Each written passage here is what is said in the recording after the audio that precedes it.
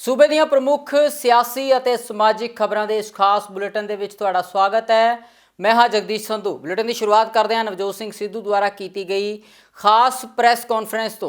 सिद्धू की यह press conference खास इस करके रही क्योंकि इस प्रैस कॉन्फ्रेंस के विच अज नवजोत सिंह सिद्धू ने पंजाब मॉडल बारे विस्तार के नाल चर्चा की है। हालांकि इस तो पहला भी नवजोत सिंह सिद्धू ने पंजाब मॉडल बारे अपन सियासी रैलियां दे विच दस्सिया है, पर एक खास प्रैस कॉन्फ्रेंस पंजाब मॉडल नूं दस्सण दे लई कीती गई है। नवजोत सिंह सिद्धू ने मीडिया नूं संबोधन करते हुए कहा कि पंजाब मॉडल दे विच सूबे दी आमदन वधाउण दे लई सरकार दे वल्लों उपराले कीते जाणगे। उन्होंने कहा कि शराब माफिया नूं खास तौर ते खत्म किया जाएगा अते जो आमदन शराब माफिया द्वारा निजी हत्थां दे विच निजी जेबां दे विच भेजी जाती है उस आमदन नूं सूबा सरकार दे कोल भेजा जाएगा तां जो आम लोगों की भलाई दे लई काम कीते जाण।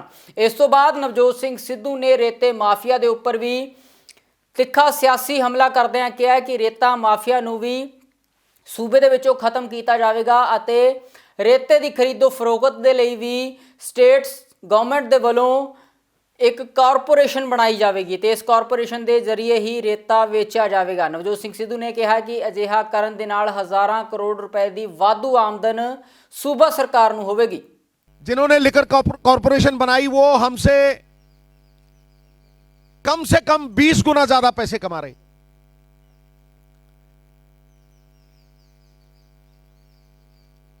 पंजाब की इकोनॉमी ठेके पे दे दी गई है। आई कैटेगोरिकली स्टेट पंजाब की इकोनॉमी नूं ठेके ते दे दिता गया है। The mind of the government has been outsourced.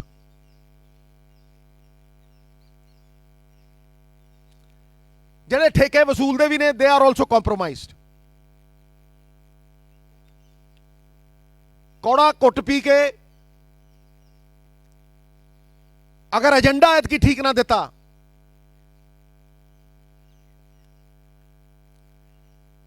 तो फिर you will be the same run of the mill government that has been run by two chief ministers for the last 25 years. 25 तो 30 साल का एक खमियाजा पंजाब भुगत रहा है।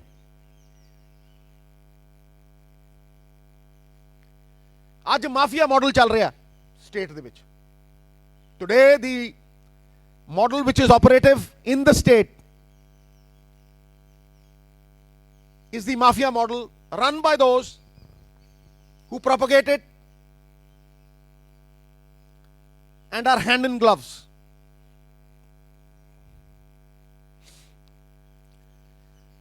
पंजाब मॉडल आम लोगों का मॉडल, कांग्रेस का मॉडल, कांग्रेस के वर्कर का model will create number 1 a liquor corporation, the Punjab State Liquor Corporation. Number 2, Sand Mining Corporation, the Punjab State Sand Mining Corporation. These are state resources. तुसी देखिया कोले की माइनिंग होंदी है, आपने देखा होगा मिनरल्स की माइनिंग होती है, डायमंड माइनिंग होती है, हर तरह की माइनिंग होती है। This is a very, very important source for us because we have 1300 kilometers of riverbed which no other state has. States like Telangana from one river are earning 50 crores a week. We have a supply of 170 years. वो supply जानबूझ के काटी जाती है और and user के लिए जहां 1000 से 1500 रुपए ट्रॉली मिलनी चाहिए वहां 5-5 हजार, 4-4 हजार और 20-20 हजार तक भी ट्रॉली गई है। Sand mining has been rampant and has not been stopped because of an excess, because of the ठेकेदारी सिस्टम। स्टेट अज जिन्ना मर्जी कह ले जी रेता फ्री, जिन्हें ठेके ले वो कहते नहीं देंगे भाई, जाओ कर लो जो करना है। 2022 ਦੀਆਂ ਵਿਧਾਨ ਸਭਾ ਚੋਣਾਂ ਬੇहद ਨਜ਼ਦੀਕ ਨੇ। ਅਜਿਹੇ ਵਿੱਚ ਬੀਜੇਪੀ ਵੱਲੋਂ ਵੀ ਸੂਬੇ ਦੇ ਵਿੱਚ ਆਪਣਾ ਆਧਾਰ ਮਜ਼ਬੂਤ ਕਰਨ ਦੇ ਲਈ ਲਗਾਤਾਰ ਸਿਆਸੀ ਕੋਸ਼ਿਸ਼ਾਂ ਕੀਤੀਆਂ ਜਾ ਰਹੀਆਂ ਨੇ। ਇਸੇ ਦੇ ਤਹਿਤ ਬੀਜੇਪੀ ਦੇ ਵਿੱਚ ਅੱਜ ਸੂਬੇ ਦੇ ਕਈ ਸਿਆਸੀ ਆਗੂਆਂ ਨੇ ਸ਼ਮੂਲੀਅਤ ਕੀਤੀ ਹੈ। ਲੰਬੇ ਸਮੇਂ ਤੱਕ ਕਾਂਗਰਸ ਦੇ ਆਗੂ ਰਹੇ ਅਰਵਿੰਦ ਖੰਨਾ ਵੀ ਬੀਜੇਪੀ ਦੇ ਵਿੱਚ ਸ਼ਾਮਲ ਹੋ ਗਏ ਨੇ। ਗੁਰਦੀਪ ਸਿੰਘ ਗੋਸ਼ਾ ਜੋ ਕਿ ਯੂਥ ਆਗੂ ਰਹੇ ਨੇ ਸ਼੍ਰੋਮਣੀ ਅਕਾਲੀ ਦਲ ਦੇ, ਉਹਨਾਂ ਨੇ ਵੀ ਬੀਜੇਪੀ ਜੁਆਇਨ ਕਰ ਲਈ ਹੈ। ਤੇ ਇਸ ਤੋਂ ਇਲਾਵਾ ਗੁਰਚਰਨ ਸਿੰਘ ਟੌੜਾ ਦੇ ਪਰਿਵਾਰ ਦੇ ਕਈ ਮੈਂਬਰਾਂ ਦੁਆਰਾ ਵੀ ਦੱਸਿਆ ਜਾ ਰਿਹਾ ਹੈ ਕਿ ਬੀਜੇਪੀ ਜੁਆਇਨ ਕੀਤੀ ਗਈ ਹੈ। ਸੋ ਇਸ ਸਮਾਰੋਹ ਦੇ ਵਿੱਚ ਜਿਸ ਦੇ ਵਿੱਚ ਇਹਨਾਂ ਆਗੂਆਂ ਨੇ ਬੀਜੇਪੀ ਦੇ ਵਿੱਚ ਸ਼ਮੂਲੀਅਤ ਕੀਤੀ ਹੈ, ਉਸ ਦੇ ਵਿੱਚ ਗਜਿੰਦਰ ਸ਼ੇਖਾਵਤ ਅਤੇ ਹੋਰ राष्ट्रीय पद्धर दे बीजेपी दे आगू मौजूद सन। आज पूरे देश के अंदर, खासकर पंजाब के अंदर जिस प्रकार से परम आदरणीय देश के प्रधानमंत्री नरेंद्र मोदी जी की स्वीकार्यता बढ़ रही है, उनकी स्वीकार्यता को देखते हुए आपने देखा होगा कि एक बहुत बड़ा कार्यक्रम 5 तारीख को वहां पर होना था। किस प्रकार से वहां कांग्रेस पुलिस ने जनता को रोकने का काम किया, उसके बाद में वहां पे जनता में आक्रोश है और जनता आदरणीय मोदी जी के प्रति अपनी संवेदना रखते हुए उनको समर्थन देते हुए, क्योंकि मोदी जी ने बहुत बड़ी सौगात पंजाब के लिए देनी थी और पंजाब की आम जनता उससे अपना आप को विमुख समझ रही है। इस कारण से हमारे यहाँ पर भारतीय जनता पार्टी में चंडीगढ़ में और लगातार यहाँ पर ज्वाइनिंग करने वालों की संख्या बढ़ रही है। मंच पर आसीन भारतीय जनता पार्टी के परिवार में हाल ही सम्मिलित हुए आदरणीय श्री अरविंद खन्ना जी जैसा परिचय करते हुए अभी आदरणीय दुष्यंत गौतम साहब ने इनके बारे में हम सबके सामने ये बताया कि 2 बार लगातार ये विधायक रहे और 2 बार विधायक रहने के बाद में इन्होंने कुछ समय तक राजनीति से विराम लिया, लेकिन एक बार फिर सक्रिय राजनीति में हम सब लोगों के बीच में इन्होंने प्रवेश किया है। एक विषय जो इनके साथ में जुड़ा हुआ है, पंजाब के जिस क्षेत्र संगरूर से ये आते हैं, वहां संगरूर में इनकी एक स्वयंसेवी संस्था उम्मीद नाम से काम करती है, जो ऐसे सारे सर्वहारा और बेसहारा लोगों की सहायता के लिए पूरे उस क्षेत्र में एक जाना पहचाना नाम है। भारतीय जनता पार्टी के परिवार में अन्य राजनीतिक दलों से उनके नेता के कार्यकर्ता हमारी तरफ आ रहे हैं। इसके कई कारण हो सकते हैं। एक तो हमारी जो पॉलिसीज़ हैं, जो देश भर में विकास का काम हो रहा है, जो जहाँ पे भारतीय जनता पार्टी की सरकारें हैं, जैसे उत्तर प्रदेश एक उदाहरण दे रहा हूँ, जहाँ डबल इंजन की सरकार ने काम किया है। और अब विकास का पूरे देश भर में अगर आप सिनारियो देखें तो 2017 से पहले जब उत्तर प्रदेश में अखिलेश जी की सरकार थी और 2017 के बाद योगी जी की सरकार है, डबल इंजन के तरीके से काम हो रहा है। वहाँ पे हमारी जो केंद्रीय योजनाएं हैं, जहाँ पे भारतीय जनता पार्टी की सरकार है, वहाँ पे बहुत तेज़ी से इनकी इम्प्लीमेंटेशन हुआ। मैं 1-2-4 जो योजनाएं जिनके बारे मुझे जानकारी है उनके बारे बता दूं। जैसे प्रधानमंत्री आवास योजना, अखिलेश जी के सरकार के समय 17 महीने के दौरान 2017 से पहले, क्योंकि ये योजना हमारी जून 2015 में आरंभ हुई, 17,000 की डिमांड आई थी अर्बन सेक्टर में आवास की। अगले 17 महीने में 17,000 17 लाख बन गए। ठीक है, आज उत्तर प्रदेश में 5 इंटरनेशनल एयरपोर्ट्स हैं। जेवर एक मेजर इंटरनेशनल एयरपोर्ट, उस पर जोरों से काम चल रहा है। मेट्रो लाइन, जब मैं मंत्रिमंडल में शामिल हुआ था सितंबर 2017 में, 2-3 दिन के बाद लखनऊ मेट्रो का उद्घाटन हुआ। आज उत्तर प्रदेश की 5 शहरों में मेट्रो लाइन्स ऑपरेशनल है। ਪੰਜਾਬ ਦੇ ਕਈ ਸਿਆਸੀ ਆਗੂ ਜਿਨ੍ਹਾਂ ਨੇ ਅੱਜ ਬੀਜੇਪੀ ਦੇ ਵਿੱਚ ਸ਼ਮੂਲੀਅਤ ਕੀਤੀ ਹੈ, ਬੀਜੇਪੀ ਜੁਆਇਨ ਕਰਨ ਤੋਂ ਬਾਅਦ ਇਹਨਾਂ ਸਿਆਸੀ ਆਗੂਆਂ ਨੇ ਆਪਣਾ ਪ੍ਰਤੀਕਰਮ ਦਿੱਤਾ ਹੈ। ਆਗੂਆਂ ਦਾ ਕਹਿਣਾ ਹੈ ਕਿ ਬੀਜੇਪੀ ਤੋਂ ਪ੍ਰਭਾਵਿਤ ਹੋ ਕੇ ਉਹਨਾਂ ਨੇ ਬੀਜੇਪੀ ਦੇ ਵਿੱਚ ਸ਼ਮੂਲੀਅਤ ਕੀਤੀ ਹੈ। ਇਸ ਮੌਕੇ ਆਗੂਆਂ ਨੇ ਪ੍ਰਧਾਨ ਮੰਤਰੀ ਨਰਿੰਦਰ ਮੋਦੀ ਅਤੇ ਬੀਜੇਪੀ ਦੀ ਤਾਰੀਫ ਕੀਤੀ ਹੈ। ਆਓ ਸੁਣਦੇ ਹਾਂ ਇਹਨਾਂ ਆਗੂਆਂ ਨੇ ਬੀਜੇਪੀ ਦੇ ਵਿੱਚ ਸ਼ਾਮਲ ਹੋਣ ਦਾ ਕੀ ਕਾਰਨ ਦੱਸਿਆ। ਦੇਖੋ, ਪੰਜਾਬ ਦੀ ਇਤਿਹਾਸ ਰਚਨਾ, ਨਰੋਏ ਪੰਜਾਬ ਦੀ ਰਚਨਾ ਕਰਨੀ ਆ, ਗੁਰੂ ਸਾਹਿਬ ਨੇ ਜੋ ਕਿਹਾ ਸੀਗਾ। ਪਰ ਮੈਂ ਦੇਖ ਰਿਹਾ ਸੀ ਪਿਛਲੇ ਕਾਫੀ ਸਮੇਂ ਤੋਂ ਕਾਂਗਰਸ ਦੀ ਸਾਜ਼ਿਸ਼ ਦੇ ਤਹਿਤ ਬੜੇ ਡਰਾਮੇਬਾਜ਼ੀਆਂ ਹੋ ਰਹੀਆਂ, ਜਿੱਦਾਂ ਪ੍ਰਧਾਨ ਮੰਤਰੀ ਦਾ ਰਸਤੇ 'ਚ ਰੋਕਣਾ, ਜਿਨ੍ਹਾਂ ਨੇ ਕਰਤਾਰਪੁਰ ਸਾਹਿਬ ਦਾ ਲਾਂਘਾ ਖੋਲ੍ਹਿਆ। ਫਿਰ ਜਿਹੜੀ ਸਾਡੀ ਬਹੁਤ ਦੇਰ ਤੋਂ ਡਿਮਾਂਡ ਸੀ, ਜਿਹੜੇ ਸਰਮਸਦਾਨੀ ਗੁਰੂ ਗੋਬਿੰਦ ਸਿੰਘ ਜੀ ਮਹਾਰਾਜ ਸੀਗੇ, ਜਿਨ੍ਹਾਂ ਦੇ ਸਾਹਿਬਜ਼ਾਦੇ, ਜਿਨ੍ਹਾਂ ਨੂੰ ਮਾਣਨਾ, ਉਹਨਾਂ ਦਾ ਨਾਮ ਲਿੱਤਾ ਜਾਂਦਾ ਜਦੋਂ ਉਹਨਾਂ ਦਾ ਦਿਨ ਆਉਂਦਾ ਤੇ ਗਮਗੀਨ ਹੋ ਜਾਂਦੇ ਆ, ਉਹਨਾਂ ਦੇ ਦਿਨ ਰੱਖਣਾ ਸੀ। ਸਾਡੀ ਬੜੀ 75 ਸਾਲ ਤੋਂ ਡਿਮਾਂਡ ਸੀ। ਪਹਿਲਾਂ ਵੀ ਪ੍ਰਧਾਨ ਮੰਤਰੀ ਆਏ, ਪਹਿਲਾਂ ਕਿਸੇ ਨੇ ਸੋਚਿਆ। ਸ਼੍ਰੀ ਨਰਿੰਦਰ ਮੋਦੀ ਜੀ ਨੇ, ਅਮਿਤ ਸ਼ਾਹ ਜੀ ਨੇ, ਭਾਰਤੀ ਜਨਤਾ ਪਾਰਟੀ ਦੀ ਪੂਰੀ ਟੀਮ ਨੇ ਸੋਚਿਆ ਕਿ ਅੱਜ ਜ਼ਰੂਰਤ ਹੈ ਉਹਨਾਂ ਦੀ, ਤੇ ਉਹਨਾਂ ਨੇ ਜ਼ਰੂਰਤ ਪੂਰੀ ਕੀਤੀ। ਤੇ ਮੈਂ ਸਮਝਦਾ ਇਹ ਬਹੁਤ ਵੱਡੀ ਗੱਲ ਹੈ ਜਿਹੜਾ ਵੀਰ ਬਾਲ ਦਿਵਸ ਨਾਮ ਰੱਖਿਆ, ਕਿਉਂਕਿ ਇਹ ਪੜ੍ਹਾਈ ਦੇ ਵਿੱਚ ਆਏਗਾ। ਹੁਣ ਸਮੁੱਚੀ ਦੁਨੀਆ ਦੇ ਲੋਕ ਜਾਣਨਗੇ, ਜਿੱਦਾਂ 4 ਸਾਹਿਬਜ਼ਾਦੇ ਫਿਲਮ ਆਈ ਸੀ ਨਾ, ਤੇ ਸਮੁੱਚੀ ਦੁਨੀਆ ਦੇ ਵਿੱਚ ਗਈ ਸੀ। ਤੇ ਹੁਣ ਹਰ ਬੰਦੇ ਦੀ ਸਟੱਡੀ 'ਚ ਬੱਚਿਆਂ ਨੂੰ ਮੋਟੀਵੇਸ਼ਨ ਹੋਏਗੀ। ਬੱਚੇ ਜਦੋਂ ਪੜ੍ਹਨਗੇ ਤੇ ਮੈਂ ਸਮਝਦਾ ਕਿ ਵੀਰ ਗਾਥਾ ਸੁਣ ਕੇ ਆਪਣੀਆਂ ਸਾਹਿਬਜ਼ਾਦੇ ਦੀਆਂ ਤੇ ਵੱਧ ਚੜ੍ਹ ਕੇ ਪੰਜਾਬ ਦੀ ਸੇਵਾ ਕਰ ਸਕਦੇ। ਤੇ ਅੱਜ ਲੋੜ ਹੈ ਪੰਜਾਬ ਨੂੰ ਬਚਾਉਣ ਦੀ, ਬਹੁਤ ਚੀਜ਼ਾਂ ਹੈ। ਤੇ ਮੈਂ ਸਮਝਦਾ ਕਿ ਭਾਰਤੀ ਜਨਤਾ ਪਾਰਟੀ ਇੱਕ ਸਹੀ ਪਲੇਟਫਾर्म है जिसे पंजाब ਨੂੰ ਬਚਾਇਆ ਸਕਦਾ। नहीं, मैं तो कई सालों से सियासत छोड़ी हुई है, पर सियासत छोड़ना के ये मतलब नहीं है कि अपना सूबा छोड़ दे इंसान या अपना देश छोड़ दे। तो मैं गौर से देख रहा था कि इस देश के हालात पिछले 7 साल में कैसे इस देश की तरक्की हुई है, किस तरीके की सोच है प्रधानमंत्री साहब की, बीजेपी पार्टी की, और जो हालात आज पंजाब दे विच हैं, जो हालात हम देख रहे हैं, वो कोई चंगे हालात नहीं है। और मैनू ये महसूस करता है कि जे अज पंजाब नूं या पंजाब के भविख नूं कोई बचा सकता है तो अज साडे प्रधानमंत्री नरेंद्र मोदी जी, उन्हां दी सोच, उन्हां दी टीम, उन्हां दी पार्टी बीजेपी पंजाब नूं बचा सकदी है।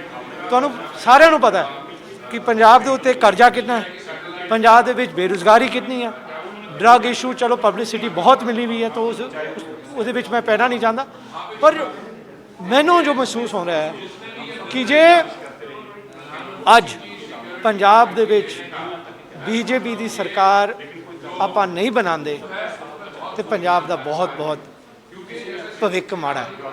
इस करके मैं पंजाब के भविख करके नरेंद्र मोदी जी की सोच, बीजेपी की सोच करके ज्वाइन की। और मैं सोचता कि अगले यही समा है कि पंजाब वास्ते आप कुछ कर लिए, बचा लिए साढ़े आने वाली पीढ़ी नूं। इस चक्कर में मैं पहुंचा, चुनाव लड़ेंगे आप तो पार्टी का फैसला, पार्टी जो कहेगी करांगे। ਮੋਦੀ ਜੀ ਵਰਗਾ ਹੀ ਆਪਾਂ ਨੂੰ ਪ੍ਰਧਾਨ ਮੰਤਰੀ ਚਾਹੀਦਾ, ਉਹਨਾਂ ਦੀ ਸੋਚ ਵਾਲਾ ਲੀਡਰ ਹੀ ਆਪਾਂ ਨੂੰ ਚਾਹੀਦਾ। ਟੌੜਾ ਸਾਹਿਬ ਦੀ ਡੈਥ ਤੋਂ ਬਾਅਦ ਪੰਜਾਬ ਦੇ ਅੰਦਰ ਸਿੱਖਾਂ ਦੀ ਕਿਸੇ ਨੇ ਸਾਰ ਨਹੀਂ ਲਈ। ਬਾਦਲ ਸਾਹਿਬ ਨੇ ਵੀ ਕਦੇ ਸਿੱਖਾਂ ਦੀ ਪਾਰਟੀ ਦੇ ਨੁਮਾਇੰਦੇ ਹੋ ਕੇ ਵੀ ਉਹਨਾਂ ਨੇ ਕਦੇ ਸਿੱਖਾਂ ਦੀ ਸਾਰ ਨਹੀਂ ਲਈ। ਟੌੜਾ ਸਾਹਿਬ ਦੀ ਡੈਥ ਤੋਂ ਬਾਅਦ ਪੰਜਾਬ ਇੱਕ ਛੋਟੇ ਬੱਚੇ ਵਾਂਗ ਇੱਧਰ ਉੱਧਰ ਭਟਕਦਾ ਰਿਹਾ, ਪਰ ਕਿਸੇ ਨੇ ਉਹਨਾਂ ਨੂੰ ਸਾਂਭਿਆ ਨਹੀਂ। ਮੋਦੀ ਜੀ ਇੱਕ ਬਹੁਤ ਵੱਡੀ ਸੋਚ ਦੇ ਮਾਲਕ ਨੇ, ਜਿਹੜੇ ਸਿੱਖਾਂ ਨੂੰ ਬਹੁਤ ਪਿਆਰ ਕਰਦੇ ਆ। ਉਹਨਾਂ ਦਾ ਪਿਆਰ ਦਿਖਦਾ ਹੈ। ਕਾਂਗਰਸ ਨੇ ਸਾਨੂੰ ਕੀ ਦਿੱਤਾ? 84 ਦਿੱਤਾ, ਤੇ ਮੋਦੀ ਜੀ ਨੇ ਸਾਨੂੰ 84 ਦਾ ਇਨਸਾਫ ਦਿੱਤਾ। ਕਿਸੇ ਲੀਡਰ ਨੇ ਸਾਨੂੰ ਇਹ ਇਨਸਾਫ ਨਹੀਂ ਦਿੱਤਾ। ਤਾਂ ਮੈਂ ਤਾਂ ਮੋਦੀ ਜੀ ਦੀ ਸੋਚ ਤੇ ਬਹੁਤ ਵਿਸ਼ਵਾਸ ਰੱਖਦਾ। ਮੈਂ ਪੰਜਾਬ ਨੂੰ ਉਹੀ ਨਜ਼ਰੀਏ ਨਾਲ ਦੇਖਦੀ ਹਾਂ ਕਿ ਜੀ ਪੰਜਾਬ ਦੀ ਗਰੋਥ ਹੋਣੀ ਚਾਹੀਦੀ ਹੈ। ਹਰ ਘਰ ਦੇ ਵਿੱਚ ਬਜ਼ੁਰਗ ਰਹਿ ਗਏ ਨੇ ਜਿਨ੍ਹਾਂ ਨੂੰ ਕੋਈ ਦਵਾਈ ਦਿਵਾਉਣ ਵਾਲਾ ਨਹੀਂ ਹੈਗਾ। ਕਿਉਂਕਿ ਇੱਥੇ ਰੁਜ਼ਗਾਰ ਨਹੀਂ ਹੈਗਾ, ਇੱਥੇ ਕੰਪਨੀਆਂ ਨਹੀਂ, ਇੱਥੇ ਫੈਕਟਰੀਆਂ ਨਹੀਂ, ਤੇ ਬੱਚੇ ਨੇ ਜਿਹੜੇ ਸਾਡਾ ਯੂਥ ਹੈ ਜਾਂ ਤਾਂ ਨਸ਼ਿਆਂ 'ਚ ਹੈ ਜਾਂ ਫਿਰ ਬਾਹਰ ਚਲਿਆ ਗਿਆ। ਤਾਂ ਮੈਂ ਚਾਹੁੰਦੀ ਹਾਂ ਕਿ ਮੋਦੀ ਜੀ ਦੀ ਜਿਹੜੀ ਸੋਚ ਹੈ ਇੰਡੀਆ ਦੇ ਲਈ ਇੰਨੀ ਪ੍ਰੋਗਰੈਸਿਵ ਹੈਗੀ ਹੈ ਕਿ ਜਿਵੇਂ ਹੁਣ ਉਹਨਾਂ ਨੇ ਪਿਛਲੇ ਪੰਜਾਬ ਦੇ ਦੌਰੇ 'ਤੇ ਵੀ ਬਹੁਤ ਕੁਝ ਐਲਾਨ ਕਰਕੇ ਜਾਣਾ ਸੀ, ਜਿਹੜਾ ਕਿ ਪੰਜਾਬ ਲਈ ਬਹੁਤ ਵਧੀਆ ਹੋਣਾ ਸੀ, ਪ੍ਰੋਗਰੈਸਿਵ ਹੋਣਾ ਸੀ, ਸਾਡੇ ਯੂਥ ਨੂੰ ਰੁਜ਼ਗਾਰ ਮਿਲਣਾ ਸੀ। ਕਾਂਗਰਸੀ ਆਗੂ ਸਿੱਧੂ ਮੂਸੇਵਾਲਾ ਲਗਾਤਾਰ ਆਪਣੇ ਹਲਕੇ ਦੇ ਵਿੱਚ ਵਿਚਰ ਰਹੇ ਨੇ। ਪੱਤਰਕਾਰਾਂ ਨਾਲ ਗੱਲਬਾਤ ਕਰਦਿਆਂ ਸਿੱਧੂ ਮੂਸੇਵਾਲਾ ਨੇ ਕਿਹਾ ਹੈ ਕਿ ਉਹਨਾਂ ਦਾ ਕਿਸੇ ਦੇ ਨਾਲ ਵੀ ਕੋਈ ਵਿਰੋਧ ਨਹੀਂ ਹੈ। ਉਹ ਆਪਣੇ ਹਲਕੇ ਦੀ ਤਰੱਕੀ ਦੇ ਲਈ, ਹਲਕੇ ਦੇ ਵਿਕਾਸ ਦੇ ਲਈ ਲਗਾਤਾਰ ਯਤਨ ਕਰ ਰਹੇ ਨੇ। ਸਿੱਧੂ ਮੂਸੇਵਾਲਾ ਨੇ ਕਿਹਾ ਹੈ ਕਿ ਉਹ ਸਾਰੇ ਲੋਕਾਂ ਨੂੰ ਨਾਲ ਲੈ ਕੇ ਚੱਲਣ ਦਾ ਯਤਨ ਕਰ ਰਹੇ ਨੇ। ਠੀਕ ਹੈ ਬਾਈ, ਜੇ ਕੋਈ ਇਲਜ਼ਾਮ ਲਾਉਂਦਾ ਮੈਨੂੰ ਤਾਂ ਕੋਈ ਧਿਆਨ 'ਚ ਨਹੀਂ ਹੈਗੀ ਹਾਲੇ ਗੱਲ। ਤੇ ਕਾਹਦੇ ਬਾਰੇ ਇਲਜ਼ਾਮ ਲਾਇਆ ਉਹਨਾਂ ਨੇ? ਉਹ ਕਹਿੰਦੇ ਵੀ ਮੇਰੇ ਖਿਲਾਫ ਪੋਸਟਾਂ ਪਾ ਰਹੇ ਵੀ ਮਾਫੀ ਮੰਗ। ਨਹੀਂ, ਕੋਈ ਇਦਾਂ ਦੀ ਕੋਈ ਪੋਸਟ ਨਹੀਂ। ਮੇਰਾ ਬਲੂ ਟਿਕ ਵਾਲਾ ਪੇਜ ਆ ਸਿੱਧੂ_ਮੂਸੇਵਾਲਾ, ਤੁਸੀਂ ਉੱਥੇ ਜਾ ਕੇ ਚੈੱਕ ਕਰੋ, ਉੱਥੇ ਕੋਈ ਪੋਸਟ ਨਹੀਂ। ਉਹਨਾਂ ਨੇ ਬਹੁਤ ਕੁਝ ਜਿਹੜਾ ਬੋਲਿਆ ਕੱਲ ਪ੍ਰੈਸ ਕਾਨਫਰੰਸ ਦੇ ਵਿੱਚ। ਨਹੀਂ, ਉਹ ਮੈਂ ਉਹੀ ਗੱਲ ਹੈ ਨਾ ਵੀ ਇਸ ਕਰਕੇ ਵਿਰੋਧ ਹੈ ਵੀ ਸਾਡੀ ਦਾਅਵੇਦਾਰੀ ਖਤਮ ਕਰਨਾ ਚਾਹੁੰਦੇ। ਨਹੀਂ ਬਾਈ ਜੀ, ਮੈਂ ਦਾਅਵੇਦਾਰੀ ਖਤਮ ਕਰਨ ਵਾਲਾ ਕੋਈ ਨਹੀਂ ਨਾ। ਮੈਂ ਇਸ ਤਰ੍ਹਾਂ ਦੇ ਕਿਸੇ ਬੰਦੇ ਨੂੰ ਜਾਣਦਾ ਵੀ ਜਿਹਨੂੰ ਮੈਂ ਗਾਲਾਂ ਕੱਢੀਆਂ ਨੇ ਜਾਂ ਕਿਸੇ ਹੋਰ ਨੇ ਗਾਲਾਂ ਕੱਢੀਆਂ ਜਾਂ ਕੁਝ ਹੋਰ ਹੈ। ਇੰਨਾ ਟਾਈਮ ਕਿਸੇ ਕੋਲ ਹੀ ਨਹੀਂ ਹੈਗਾ ਬਈ, ਸਾਰਿਆਂ ਕੋਲ ਆਪਣੀ ਬਿਜ਼ੀ ਲਾਈਫ ਪ੍ਰੋਫਾਈਲ ਹੈਗੀ। ਹੁਣ ਅਸੀਂ ਆ ਲੱਗੇ ਹੋਏ ਹਾਂ, ਹਲਕੇ ਦੇ ਵਿੱਚ ਲੱਗੇ ਹੋਏ ਹਾਂ, ਸੋ ਇੰਨਾ ਟਾਈਮ ਕਿਸੇ ਕੋਲ ਨਹੀਂ। ਮੈਨੂੰ ਲੱਗਦਾ ਕੋਈ ਇਹਨਾਂ ਨੂੰ ਗਲਤ ਫਹਿਮੀ ਨਹੀਂ। ਉਹ ਕਹਿੰਦੇ ਆਪਣੇ ਬੰਦੇ ਬਾਰੇ ਕੀ ਕਹਿਣਾ ਚਾਹੋਗੇ ਜਿਹਨੇ ਫਿਰ ਪੋਸਟਰ ਬਣਾਇਆ? ਮਾੜੀ ਗੱਲ ਹੈ, ਮਾੜੀ ਗੱਲ ਹੈ। ਸ਼ਰਾਰਤੀ ਅਨਸਰਾਂ ਦੇ ਕੰਮ ਹੈ ਸਾਰੇ, ਇਹੋ ਜਿਹਾ ਕੁਛ ਹੀ ਹੁੰਦਾ ਇਲੈਕਸ਼ਨਾਂ ਦੇ ਵਿੱਚ। ਸਿਸਟਮ ਇੱਥੇ ਜਾ ਰਹੇ ਪੁਰਾਣੇ ਹੋਏ ਇਹੋ ਜਿਹੀਆਂ ਚੀਜ਼ਾਂ ਛੇੜਖਾਨੀਆਂ ਸ਼ਰਾਰਤੀ ਅਨਸਰ ਕਰਦੇ ਨੇ। ਆਮ ਆਦਮੀ ਪਾਰਟੀ ਦੇ ਆਗੂ ਤੇ ਸੰਗਰੂਰ ਤੋਂ MP ਭਗਵੰਤ ਮਾਨ ਨੇ ਬਿਕਰਮ ਸਿੰਘ ਮਜੀਠੀਆ ਦੀ ਜ਼ਮਾਨਤ ਨੂੰ ਲੈ ਕੇ ਆਪਣਾ ਪ੍ਰਤੀਕਰਮ ਦਿੱਤਾ ਹੈ। ਭਗਵੰਤ ਮਾਨ ਨੇ ਇਸ ਮਾਮਲੇ ਨੂੰ ਲੈ ਕੇ ਸੂਬਾ ਸਰਕਾਰ ਦੇ ਉੱਪਰ ਤਿੱਖੇ ਇਲਜ਼ਾਮ ਲਗਾਏ ਨੇ। ਇਸ ਮਾਮਲੇ ਦੇ ਵਿੱਚ ਉਹਨਾਂ ਨੇ ਮੁੱਖ ਮੰਤਰੀ ਚਰਨਜੀਤ ਸਿੰਘ ਚੰਨੀ ਦਾ ਵੀ ਘਿਰਾਓ ਕੀਤਾ ਹੈ। ਉਹਨਾਂ ਕਿਹਾ ਕਿ ਸੂਬਾ ਸਰਕਾਰ ਨੇ ਜਾਣ-ਬੁੱਝ ਕੇ ਇੰਨੇ ਲੰਮੇ ਸਮੇਂ ਤੱਕ ਬਿਕਰਮ ਸਿੰਘ ਮਜੀਠੀਆ ਦੀ ਗ੍ਰਿਫਤਾਰੀ ਨਹੀਂ ਕੀਤੀ। ਬਿਕਰਮਜੀਤ ਮਜੀਠੀਏ ਤੇ ਇੱਕ ਝੂਠੀ ਮੁੱਠੀ ਜੀ ਕਾਰਵਾਈ ਹੋਊਗੀ ਬਿਲਕੁਲ ਨੇੜੇ ਜਾ ਕੇ। ਉਸ ਤੋਂ ਬਾਅਦ ਚੰਨੀ ਸਰਕਾਰ ਜਿਹੜੀ ਹੈ ਉਹ ਉਹਨੂੰ ਮੌਕਾ ਦੇਊਗੀ ਕਿ ਤੂੰ ਬੇਲ ਲੈ ਲਾ, ਐਂਟੀਸਪੇਟਰੀ ਬੇਲ ਲੈ ਲਾ। ਇਹ ਪਹਿਲੀ ਵਾਰ ਹੋਇਆ ਇੰਡੀਆ ਦੇ ਇਤਿਹਾਸ 'ਚ ਕਿ ਐਂਟੀਸਪੇਟਰੀ ਬੇਲ ਜਿਹੜੀ ਹੈ ਉਹ ਕੈਂਸਲ ਹੋ ਗਈ। ਮਾਨਯੋਗ ਮੁਹਾਲੀ ਦੀ ਅਦਾਲਤ ਨੇ ਰਾਹਤ ਨਹੀਂ ਦਿੱਤੀ, ਫਿਰ ਵੀ ਬੰਦੇ ਨੂੰ 20-22 ਦਿਨ ਨਾ ਗ੍ਰਿਫਤਾਰ ਕੀਤਾ ਗਿਆ, ਨਾ ਕਿਤੇ ਕੋਈ ਸਰਚ ਵਾਸਤੇ ਛਾਪੇ ਮਾਰੇ ਗਏ, ਕਿਉਂਕਿ ਉਹਨੂੰ 20-22 ਦਿਨ ਦੇਣੇ ਪੈਣੇ ਸੀਗੇ। ਗੱਲ ਹੋਈ ਸੀ ਇਹਨਾਂ ਦੀ ਕਿ ਮੈਨੂੰ ਹਾਈ ਕੋਰਟ ਦੇ ਵਿੱਚ ਪਾ ਲੈਣ ਦਿਓ ਐਂਟੀਸਪੇਟਰੀ ਬੇਲ ਵਾਸਤੇ ਅਰਜੀ। ਜਿਸ ਦਿਨ ਮੇਰੀ ਅੰਤਰਿਮ ਜ਼ਮਾਨਤ ਹੋ ਗਈ ਉਸ ਤੋਂ ਬਾਅਦ ਫਿਰ ਮੈਂ ਸਾਹਮਣੇ ਆ ਜਾਊਂਗਾ। ਬਿਲਕੁਲ ਉਹੀ ਹੋਇਆ। ਅਸੀਂ ਇਹ ਬਾਰ-ਬਾਰ ਕਹਿੰਦੇ ਰਹੇ ਕਿਉਂਕਿ ਬਿਕਰਮਜੀਤ ਮਜੀਠੀਆ ਕੋਲ ਚੰਨੀ ਸਾਹਿਬ ਗਏ ਸੀ ਆਪਣੇ ਭਰਾ ਨੂੰ ਬਚਾਉਣ ਲਈ, ਕਿਉਂਕਿ ਉਹਨਾਂ ਦਾ ਨਾਮ ਸਿਟੀ ਸੈਂਟਰ ਘੁਟਾਲਾ ਲੁਧਿਆਣੇ ਦੇ ਵਿੱਚ ਨਾਮ ਸੀਗਾ। ਇਹ ਗੱਲ ਬਿਕਰਮਜੀਤ ਮਜੀਠੀਆ ਜੀ ਨੇ ਬੋਲੀ ਵੀ ਹੋਈ ਹੈ ਉੱਥੇ ਵਿਧਾਨ ਸਭਾ 'ਚ, ਔਨ ਰਿਕਾਰਡ ਹੈ ਕਿ ਉਦੋਂ ਤੁਸੀਂ ਮੇਰੇ ਚੱਕਰ ਕੱਢਦੇ ਹੁੰਦੇ ਸੀ। ਸੋ ਉਹਨਾਂ ਨੇ ਜਿਹੜਾ ਆਸਾਨ ਕੀਤਾ ਚਰਨਜੀਤ ਚੰਨੀ ਜੀ ਤੇ ਕਿ ਉਹਨਾਂ ਦੇ ਭਰਾ ਨੂੰ ਬਚਾਇਆ ਸਿਟੀ ਸੈਂਟਰ ਵਾਲੇ ਘੁਟਾਲੇ 'ਚੋਂ, ਤਾਂ ਫਿਰ ਉਹਦਾ ਕਰਜ਼ਾ, ਉਹਦਾ ਨਿਉਂਦਾ ਜਿਹੜਾ ਉਹ ਵਾਪਸ ਮੋੜਿਆ ਚਰਨਜੀਤ ਚੰਨੀ ਨੇ। ਬਿਕਰਮਜੀਤ ਮਜੀਠੀਏ ਨੂੰ ਝੂਠੀ ਮੁੱਠੀ ਇੱਕ ਪਰਚਾ ਪਾ ਕੇ ਉਹ ਤੋਂ ਬਾਅਦ ਉਹਨੂੰ ਐਂਟੀਸਪੇਟਰੀ ਬੇਲ ਦਿਵਾਉਣ ਦਾ ਮੌਕਾ ਦੇ ਕੇ ਬਿਲਕੁਲ ਇਦਾਂ ਹੀ ਰਾਜਾ ਵੜਿੰਗ ਜੀ ਨੇ ਕੀਤਾ। ਉਹ ਬਾਦਲਾਂ ਦੀਆਂ ਬੱਸਾਂ ਫੜੀ ਗਏ, ਫੇਸਬੁੱਕ ਤੇ ਕਮੈਂਟ ਪੜੀ ਗਏ, ਕਿਆ ਬਾਤ ਹੈ, ਕਮਾਲ ਹੋ ਗਈ, ਕਮਾਲ ਹੋ ਗਈ। ਮੈਂ ਇੱਕ ਵਾਰ-ਵਾਰ ਗੱਲ ਕਹਿੰਦਾ ਰਿਹਾ, ਇਹ ਕੱਚੇ ਪੈਰੀ ਹੱਥ ਪਾਉਂਦੇ ਨੇ, ਇਹ ਪੱਕੇ ਸਬੂਤਾਂ ਨਾਲ ਹੱਥ ਨਹੀਂ ਪਾਉਂਦੇ। ਕੋਰਟ ਜਿਹੜੀ ਹੈ ਉਹਨਾਂ ਦੇ ਲਾਇਸੈਂਸ ਜਿਹੜੇ ਇਹਨਾਂ ਨੇ ਰੱਦ ਕੀਤੇ ਨੇ ਉਹ ਬਹਾਲ ਕਰੂਗੀ। ਅੱਜ ਰਾਜਾ ਵੜਿੰਗ ਜੀ ਨੂੰ ਪੁੱਛਣਾ ਚਾਹੁੰਦਾ ਕਿੰਨੀਆਂ ਬੱਸਾਂ ਨੇ ਜਿਨ੍ਹਾਂ ਦੇ ਪਰਮਿਟ ਰੱਦ ਰਹਿ ਗਏ? ਸਾਰੀਆਂ ਬੱਸਾਂ ਕਲੀਅਰ ਹੋ ਗਈਆਂ, ਜਿਵੇਂ ਬਿਕਰਮਜੀਤ ਮਜੀਠੀਆ ਕਲੀਅਰ ਹੋ ਗਿਆ। ਲੋਕਾਂ ਨੂੰ ਹੁਣ ਕਹਿਣ ਜੋਗੇ ਹੋ ਗਏ ਕਿ ਅਸੀਂ ਤਾਂ ਜੀ ਦੇਖੋ ਬਹੁਤ ਐਫਰਟ ਕੀਤੀ ਸੀ ਪਰ ਕੋਡ ਲੱਗ ਗਿਆ। 111 ਦਿਨ ਇਹਨਾਂ ਨੇ ਸਰਕਾਰ ਚਲਾਈ ਹੈ। ਸਰਕਾਰ ਤਾਂ ਕਾਹਦੀ ਚਲਾਈ ਹੈ? ਸਰਕਸ ਹੀ ਚਲਾਈ ਹੈ। 111 ਦਿਨਾਂ 'ਚ 4 DGP ਬਦਲਤੇ। ਤੇ ਉਧਰ ਆਮ ਆਦਮੀ ਪਾਰਟੀ ਦੇ ਆਗੂ ਰਾਘਵ ਚੱਡਾ ਦੁਆਰਾ ਵੀ ਪ੍ਰੈਸ ਕਾਨਫਰੰਸ ਕਰਕੇ ਬਿਕਰਮ ਸਿੰਘ ਮਜੀਠੀਆ ਨੂੰ ਜ਼ਮਾਨਤ ਮਿਲਣ ਦੇ ਮਾਮਲੇ ਤੇ ਆਪਣਾ ਪ੍ਰਤੀਕਰਮ ਦਿੱਤਾ ਹੈ। ਉਹਨਾਂ ਕਿਹਾ ਹੈ ਕਿ ਜਦੋਂ ਮੁਹਾਲੀ ਦੀ ਅਦਾਲਤ ਵੱਲੋਂ ਬਿਕਰਮ ਸਿੰਘ ਮਜੀਠੀਆ ਦੀ ਜ਼ਮਾਨਤ ਅਰਜੀ ਨਾਮਨਜ਼ੂਰ ਕੀਤੀ ਗਈ ਸੀ ਤਾਂ ਉਸ ਤੋਂ ਬਾਅਦ ਸਰਕਾਰ ਨੇ ਬਿਕਰਮ ਸਿੰਘ ਮਜੀਠੀਆ ਦੀ ਗ੍ਰਿਫਤਾਰੀ ਦੇ ਯਤਨ ਕਿਉਂ ਨਹੀਂ ਕੀਤੇ। ਇਸ ਮੌਕੇ ਉਹਨਾਂ ਨੇ CM ਚਰਨਜੀਤ ਸਿੰਘ ਚੰਨੀ ਦੇ ਉੱਪਰ ਵੀ ਵੱਡੇ ਸਿਆਸੀ ਸਵਾਲ ਖੜੇ ਕੀਤੇ ਨੇ। ਰਾਘਵ ਚੱਡਾ ਨੇ ਕਿਹਾ ਹੈ ਕਿ CM ਚੰਨੀ ਨੇ ਬਿਕਰਮ ਸਿੰਘ ਮਜੀਠੀਆ ਦਾ ਬਚਾਅ ਕੀਤਾ ਹੈ। ਉਹਨਾਂ ਇਲਜ਼ਾਮ ਲਗਾਏ ਨੇ ਕਿ ਸ਼੍ਰੋਮਣੀ ਅਕਾਲੀ ਦਲ ਅਤੇ ਕਾਂਗਰਸ ਮਿਲ जुल के काम कर रहे हैं कि चन्नी सरकार एक बेहद कमज़ोर केस कर एक वीक FIR कर इलेक्शन स्टंट करते हुए बिक्रम सिंह मजीठिया के खिलाफ एक हल्का, एक कमज़ोर, एक वीक केस दर्ज करेगी और एक ऐसा केस होगा जिसमें ना कोई अरेस्ट किया जाएगा और बिक्रम सिंह मजीठिया की बेल खुद चन्नी सरकार, चन्नी साहब कराएंगे। FIR दर्ज होती है। FIR दर्ज होने के बाद 20 दिन तक कोई अरेस्ट नहीं किया जाता। अगर चन्नी साहब की मंशा होती, अगर वो मजीठिया साहब को अरेस्ट करना चाहते तो पहले दिन ही कर सकते थे, दूसरे दिन कर सकते थे, लेकिन उन्होंने अपनी पुलिस को मना कर दिया कि बिक्रम सिंह मजीठिया को अरेस्ट नहीं करना। चन्नी साहब ने एंटीसिपेटरी बेल निचली अदालत में, लोअर कोर्ट में रिजेक्ट होने के बाद भी बिक्रम सिंह मजीठिया को अरेस्ट नहीं करवाया। एक स्टैंडर्ड ऑपरेटिंग प्रोसीजर होता है पूरे हिंदुस्तान की तमाम सूबों की पुलिस का कि जैसे ही एंटीसिपेटरी बेल रिजेक्ट होती है, अक्यूज्ड को अरेस्ट कर लिया जाता है, कस्टडी में लिया जाता है। ये एक स्टैंडर्ड ऑपरेटिंग प्रोसीजर होता है, लेकिन उस स्टैंडर्ड ऑपरेटिंग प्रोसीजर को भी फॉलो नहीं किया गया, क्योंकि चन्नी साहब मजीठिया को अरेस्ट नहीं करना चाहते थे। उसके बाद हमने देखा कि कैसे कल चन्नी सरकार ने बिक्रम सिंह मजीठिया की बेल करवाई।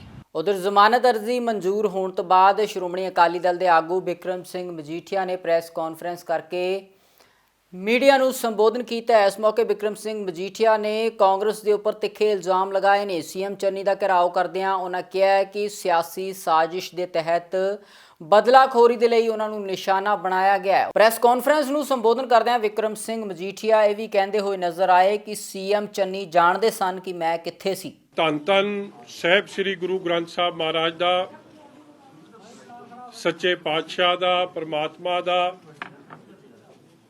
ਕੋਟਨ ਕੋਟ ਧੰਨਵਾਦ ਕਿ ਮੇਰੇ ਵਰਗੇ ਨਮਾਣੇ ਨਾਚੀਜ਼ ਇਨਸਾਨ ਨੂੰ ਪਰਮਾਤਮਾ ਨੇ ਜਿੱਥੇ ਕਿਰਪਾ ਬਖਸ਼ਿਸ਼ ਕੀਤੀ ਆ, ਉੱਥੇ ਮੈਂ ਕਹਿ ਸਕਦਾ ਕਿ ਲੱਖਾਂ ਲੋਕਾਂ ਨੇ, ਮੇਰੇ ਬਜ਼ੁਰਗਾਂ ਨੇ, ਮੇਰੀਆਂ ਮਾਵਾਂ ਨੇ, ਭੈਣਾਂ ਨੇ, ਨੌਜਵਾਨਾਂ ਨੇ ਜੋ ਅਰਦਾਸਾਂ ਬੇਨਤੀਆਂ ਕੀਤੀਆਂ ਮੇਰੇ ਵਾਸਤੇ, ਅੱਜ ਮੈਂ ਸਮਝਦਾ ਕਿ ਜੇ ਮੈਂ ਅੱਜ ਤੁਹਾਡੇ ਅੱਗੇ ਬੈਠਿਆ ਤੇ ਉਹਨਾਂ ਅਰਦਾਸਾਂ ਦੇ ਸਦਕੇ, ਔਰ ਬਿਲਕੁਲ ਇਹ ਗੱਲ ਕਿ ਮੈਂ ਸਮਝਦਾ ਮੈਂ ਕਤਾਈ ਕਰ ਰਿਹਾ ਹੂੰਗਾ ਕਿ ਜੇ ਮੈਂ ਜਿਨ੍ਹਾਂ ਵਕੀਲ ਸਾਹਿਬਾਨਾਂ ਨੇ ਹੱਕ ਸੱਚ ਦੀ ਗੱਲ ਕਰਦਿਆਂ ਸੱਚਾਈ ਸਾਹਮਣੇ ਕੋਰਟਾਂ ਅੱਗੇ ਰੱਖੀਆਂ, ਆਨਰੇਬਲ ਕੋਰਟਸ ਦਾ ਜਿੱਥੇ ਹਮੇਸ਼ਾ ਹੀ ਮੈਂ ਸਮਝਦਾ ਮੈਨੂੰ ਇਨਸਾਫ ਮਿਲਦਾ ਆਇਆ, ਔਰ ਅੱਜ ਵੀ ਭਾਵੇਂ ਸਰਕਾਰ ਦੀਆਂ ਲੱਖ ਕੋਸ਼ਿਸ਼ਾਂ, ਹਰ ਤਰੀਕੇ ਦੀ ਸ਼ਰਾਰਤ, ਕਾਨੂੰਨ ਨੂੰ ਹਰ ਤਰੀਕੇ ਨਾਲ ਛਿੱਕੇ ਤੇ ਟੰਗ ਕੇ ਲੋਕਾਂ ਨੂੰ ਕਿਵੇਂ ਪਹਿਲਾਂ ਡਰਾਇਆ ਗਿਆ, ਧਮਕਾਇਆ ਗਿਆ, ਜੋ ਕਰ ਸਕਦੇ ਸੀ। ਔਰ ਤਾਂ ਆਪਾਂ ਵੇਖਿਆ ਹੀ ਹੈ, ਸ਼ਾਇਦ ਪਹਿਲੀ ਵਾਰੀ ਹੋਇਆ ਕਿ 3 ਮਹੀਨਿਆਂ 'ਚ 4 DGPs, ਇਟਸ ਅਨਹਰਡ ਆਫ। ਮਤਲਬ ਅੱਜ ਤੱਕ ਪੰਜਾਬ ਦੀ ਪੋਲਿਟਿਕਸ 'ਚ ਕੀ ਕਿਸੇ ਸੂਬੇ ਦੀ ਪੋਲਿਟਿਕਸ 'ਚ ਇਹ ਨਹੀਂ ਸੁਣਿਆ ਹੋਣਾ। BOI ਤੇ ਬਿਊਰੋ ਆਫ ਇਨਵੈਸਟੀਗੇਸ਼ਨ ਦੇ 4 ਚੀਫਸ, ਮਤਲਬ everything under the sun what the government could do they did.